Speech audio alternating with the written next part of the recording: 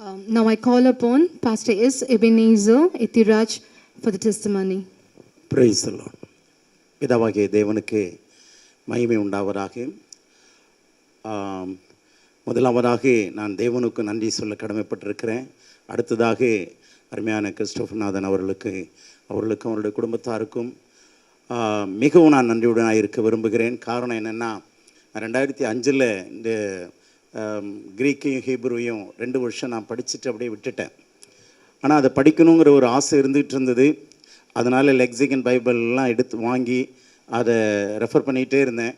ஆனால் காலங்கள் வரும்பொழுது ஆண்டவர் ஏற்ற நேரத்தில் ஏற்ற ஒரு போதகரிடத்தில் கர்த்தர் எனக்கு அறிமுகப்படுத்தினதை குறித்து நான் மிகுந்த சந்தோஷம் அடைந்தேன்.